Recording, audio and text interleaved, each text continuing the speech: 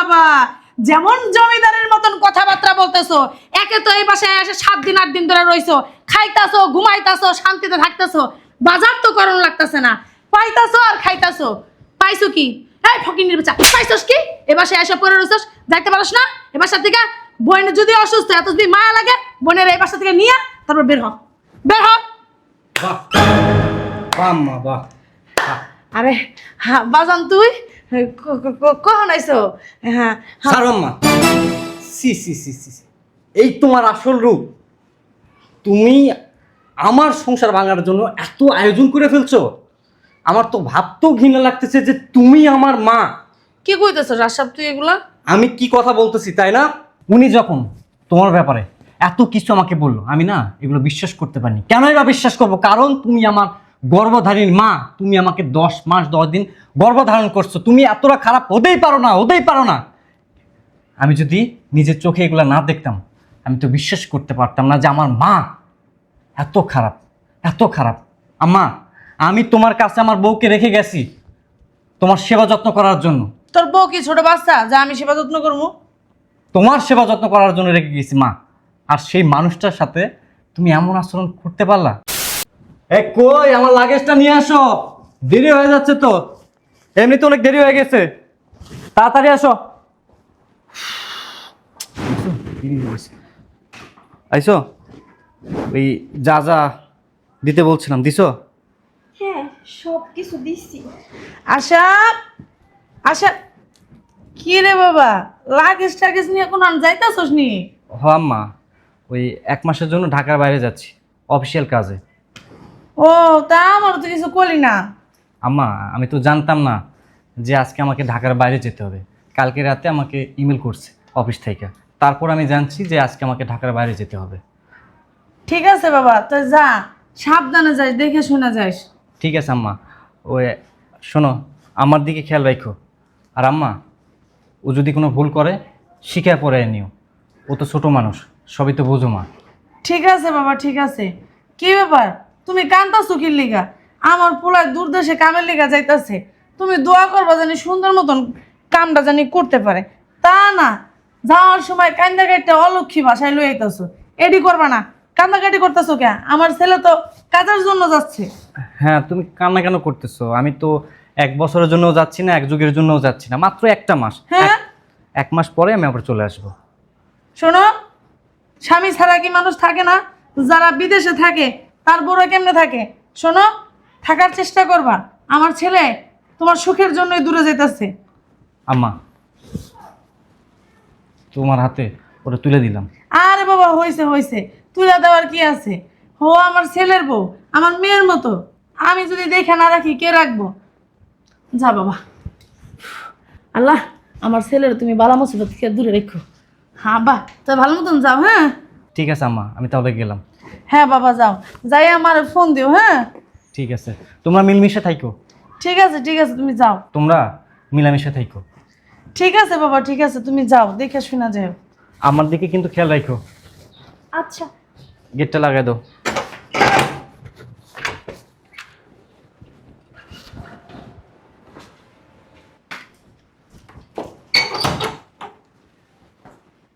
দাঁড়াও, অনেক শান্তি করে খাইছো এই কয়দিন, এখন কাজ কাম করে খাও। ঘর ঝাড়ু দাও, ঘর ঝাড়ু দেওয়ার পরে ঘর মুছপা, মুছার পরে ওয়াশরুমে অনেক কাপড় চোপড় রাখা আছে, সেইগুলো ধুইবা। ধোয়ার পরে রান্না বান্না করবা। আর কি রান্না করবা সেটাও আমার কাছে জিজ্ঞেস করে আসবা। আগে এই কাজগুলো করো তাড়াতাড়ি, তারপরে আবার আমার কাছে জিজ্ঞেস করবা কি রান্না করবা। ঠিক আছে? ঠিক আছে মা। মনে জানি থাকে। আচ্ছা ঠিক আছে। যাও, আগে ওই পাশে ঝাড়ু দিয়ে আসো।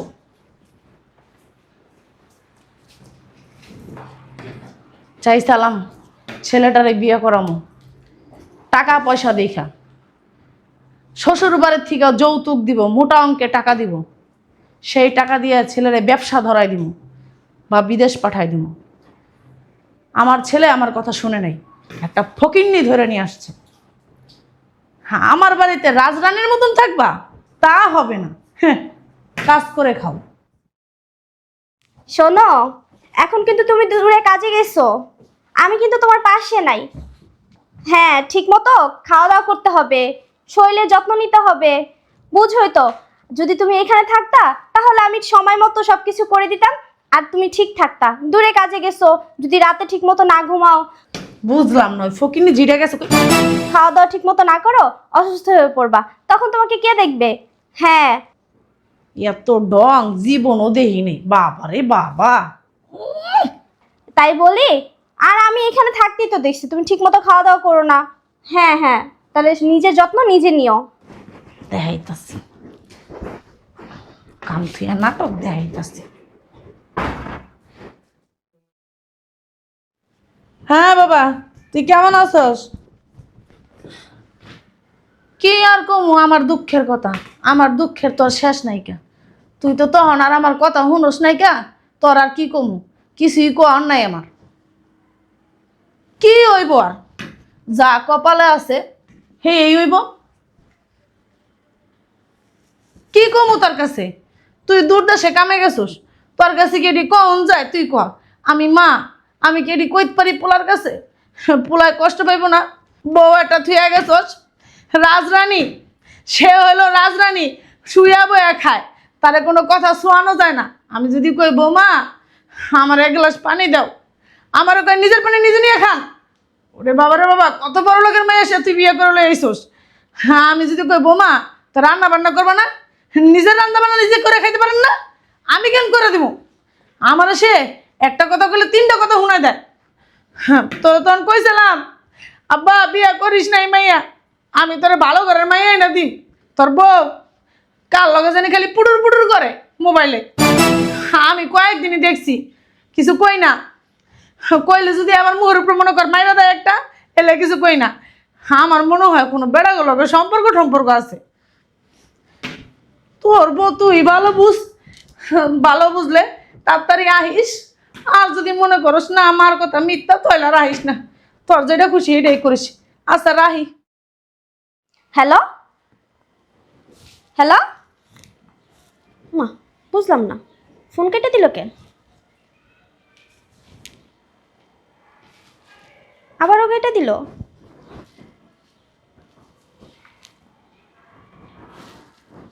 বুঝলাম না, ফোন কেটে দিতেছে কিসের জন্য? কি হইলো বুঝতে পারতাছি না।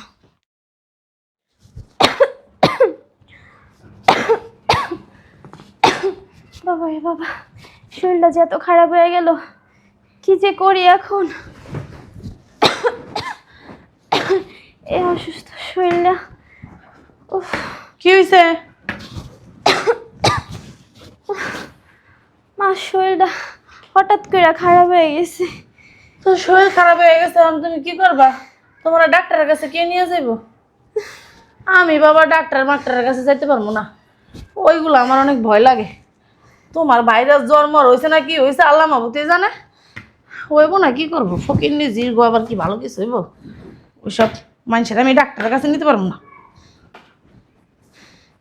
কি যে করি এখন, ওনার একটা কল দিম না, ওনারে কল দেওয়া যাইব না। ওনারে যদি কল দিই অনেক টেনশন করব, আর অনেক দূরে থাকে। এক কাজ করি, ভাইয়ার একটা কল দিই।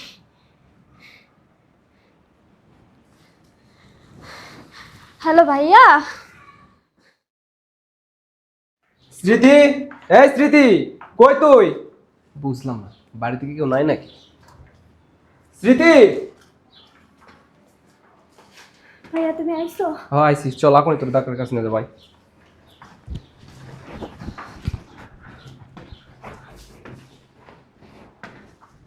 হ্যাঁ, বাইরে ফোন দিয়ে আনা হয়েছে, ডাক্তারের কাছে যাইবা? এখনই মুখ খুব সময় আমার পোলারে এখন ফোন দিয়া ক্লিপটা লাগাইতে হইব। তারা দেখাইতাছি মজা। হ্যালো আব্বা, কি কমু বাজান তোরে, আর কইস না কষ্টের কথা। কি একটা নষ্টা মাইয়া বিয়া কইরা বাইতে লইয়া আইছস। মাইয়া ডাই করছে কি জানোস নি? এক বেড়া লই আইছে, আইয়া ঘুরতে গেছে বেড়ার লগে, জানোস না? হ্যাঁ, হাত ধইরা দুইজনে কি হাসাহাসি, আমি কইলাম বৌমা কই যাও, আমার পোলায় তোমার কত ভালোবাসে, আর তুমি আমার পোলারে ঠকাইয়া এই যে বেড়ার লগে যাইতেছো। কয়ে বুড়ির ঘরে বুড়ি কথা কবি না, তোর লাত্তি মেরে তোর আবার আড্ডি ভেঙে গেলাম। কয়ে আমারে একটা থাপ্পড় মাইরা হালাই দিছে। আমি এত কিছু কইলাম শুনলো না। তুই তাড়াতাড়ি আয় বাজার, তুই তাড়াতাড়ি আয় বল। বাবা রে বাবা, বাইরে এত গরম। আম্মা, আম্মা, বুঝলাম না আম্মা গেছে কই? আম্মা, আম্মা, তুমি আইছো? মায়ে ডাকতেছো, মা তো বাসায় নাই। তুই কেন আমার সামনে আসছিস? তুই কেন আমার সামনে আসছিস বল? আমি কেন আসছি মানে? আমি তোমার বউ, আমি তোমার সামনে আসবো না? চুপ, একদম চুপ। তোর মতো বাজে মেয়ের সাথে আমার কোনো কথা নেই। যে মেয়ে স্বামী থাকা সত্ত্বেও অন্য ছেলের সাথে সম্পর্কে জড়াতে পারে, ইভেন অন্য একটা ছেলের সাথে বাইরে ঘুরতে যেতে পারে, তার সাথে আমার কোনো কথা থাকতে পারে না। বুঝলাম না তুমি এসব কি বলতেছো, উল্টাপাল্টা আরে কথা। চুপ, আমি উল্টা পাল্টা কথা বলতেছি তাই না? তুই করতে পারবি অঘটন, আর আমি বললেই দোষ। আমি বললেই দোষ না? তুমি এসব কথা কি বলতেছো? কি করছি আমি? আবার বলিস আমি কি করছি? এই, আমি তোকে এই বাড়িতে আমি কেন রেখে গেছি? তোকে রেখে গেছি আমার মায়ের সেবা যত্ন করার জন্য, আর তুই কি না অন্য ছেলের সাথে সম্পর্কে জড়াইছিস, এমনকি ওই ছেলের সাথে বাইরে ঘুরতে গেছিস। একটা বারের জন্য তুই আমার কথা ভাবিসনি, ফ্যামিলির কথা ভাবিসনি। আমার না ভাবতেও ঘৃণা লাগতেছে যে তুই আমার স্ত্রী, তোর সাথে আমি আর এক ছাদের নিচে সংসার করতে পারবো না। যে মেয়ে স্বামীকে এতটা ঠকাতে পারে, স্বামীর সাথে এত বড় বেইমানি করতে পারে, তার সাথে আর যাও কখনো সংসার করা যায় না। যা আমার বাসা থেকে বের হয়ে যা তুই। আমি আর তোর কোনো মুখ দেখতেও চাই না। বুঝলাম না কি বলতেছো তুমি? আমি সম্পর্ক করছি, ঘুরতে গেছি, কি বলতেছো? আমি তো কিছু। যেটা করছিস আমি সেটাই বলছি। তোর সাথে কোনো কথা বলতে চাই না, যা বেরো। কোথায় যাব আমি? জাহান্নামের চোর রাস্তায় যা। আমি শুধু এটা জানি তুই আজকের পর থেকে আমার বাড়িতে থাকবি না, কারণ আমি আর তোর সাথে সংসার করব না। আর তোকে ডিভোর্স লেটার সময় মতো পাঠিয়ে দিব। যা, তুমি কি পাগল হয়ে গেছো? যা বলতেছি, যা যা। শয়তানের বাচ্চা, দেখছো কত বড় বেইমানি করছে আমার সাথে। হ্যাঁ, আমি মাত্র একটা মাসের জন্য বাইরে গেছি, আর এই সুযোগে শয়তানের বাচ্চা অন্য ছেলের সাথে ঘুরতে গেছে। শয়তানের বাচ্চা, তোর সাথে আর সংসারই করবো না, আমি সংসারই করবো না। আয় স্মৃতি আয়। কি বলো আপনি? হ্যাঁ আমি। এক সপ্তাহ ধরে আমি তোমাদের বাসাতে আছি। আমার বোন এক সপ্তাহ ধরে অসুস্থ। আর আমার বোন সেদিন কোনো পরপুরুষের সাথে ঘুরতে যায় নাই। আমার বোনকে নিয়ে আমি ডাক্তারের কাছে গেছিলাম। আমার বোন অসুস্থ, তোমার মা দেখা সত্ত্বেও তারপরে কোনো ডাক্তারের কাছে নিয়ে যায় নাই। এই জন্য আমি আসে নিয়ে গেছি ডাক্তারের কাছে। কি, ও অসুস্থ আর সেদিন কোনো পরপুরুষ ছিল না? জি, সেদিন কোনো পরপুরুষ ছিল না। আমি অসুস্থ আজ অনেক দিন। তারপর ভাইয়াকে ফোন দিই, আপনাকে ফোন দিই না কারণ আপনি দূরে থাকেন, আপনি টেনশন করবেন যদি আপনার কিছু হয়ে যায়, এটা চিন্তা করে আপনাকে কল দিই নেই। ভাইয়ারে কল দিছিলাম, ভাইয়া এসে আমাকে ডাক্তারের কাছে নিয়ে গেছে। আর আপনি কি বললেন আমি আপনার মার সেবা যত্ন করি না? আমি যতটুকু এই অসুস্থ শরীর নিয়ে আপনার মার জন্য করি, কোনো মেয়ে করবে কি না সেটা আমার জানা নেই। আর আপনার যদি এইসব কথা বিশ্বাস না হয়, তাহলে আপনি একটা কাজ করেন, আপনি আসছেন এটা তো মা জানে না, আপনি একটু লুকিয়ে থাকেন, একটু পরে মা চলে আসবে, দেখতে পারবেন আপনার মার আসল চেহারা, যে আমার সাথে আপনার মা কি কি করতে পারে। না না, আমার মা এমন কাজ করতেই পারে না। হ্যাঁ, আমার বোন ঠিকই বলতেছে। আমার বোন এক সপ্তাহ ধরে অসুস্থ। এক সপ্তাহ ধরে অসুস্থ থাকার পরেও তোমার মা ওই অসুস্থ শরীর নিয়ে তারপর আমার বোনকে বলে কাজ করতে। আর আমার বোন তো অসুস্থ শরীর নিয়ে কাজ করতে পারবে না। আর আমার বোনের যত কাজ কাম আছে সব কিছু আমি করি। আমি বিশ্বাসই করতে পারতেছি না। আচ্ছা ঠিক আছে, আমি তারপর তোমাদের কথা শুনে আমি অন্য ঘরে লুকিয়ে থাকবো, কিন্তু তোমাদের কথা যদি মিথ্যা হয় আমি কিন্তু তোমাদের ছাড়বো না। আচ্ছা ওকে, তাহলে আপনি লুকান, মা আসার সময় হয়ে গেছে। ঠিক আছে। ওকে আচ্ছা ঠিক আছে, তাহলে আমি বাসায় চলে যাই। আর সব যেহেতু আসছে আমি তাহলে চলে গেলাম। আসছে, আপনি লুকান।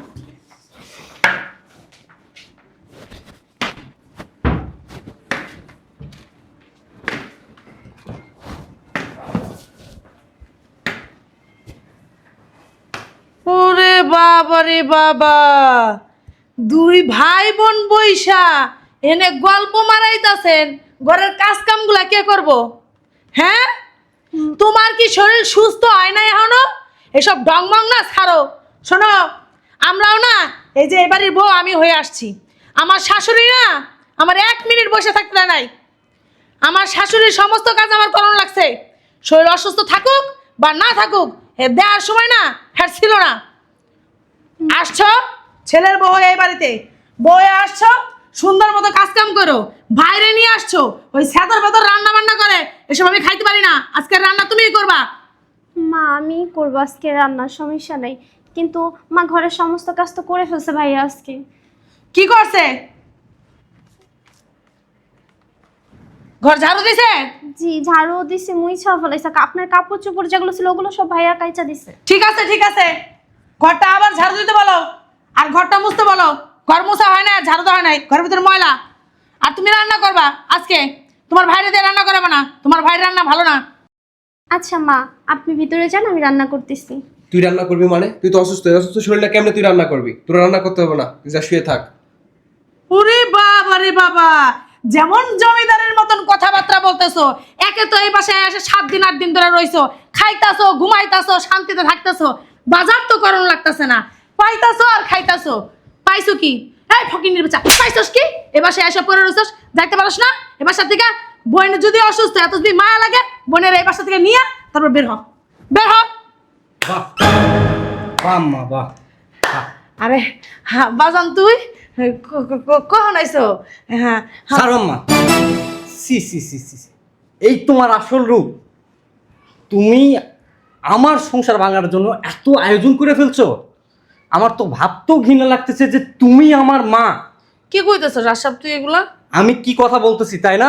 উনি যখন তোমার ব্যাপারে এত কিছু আমাকে বললো, আমি না এগুলো বিশ্বাস করতে পারিনি। কেনই বা বিশ্বাস করবো? কারণ তুমি আমার গর্ভধারীর মা। তুমি আমাকে 10 মাস 10 দিন গর্ভধারণ করছো। তুমি এতটা খারাপ হতেই পারো না, হতেই পারো না।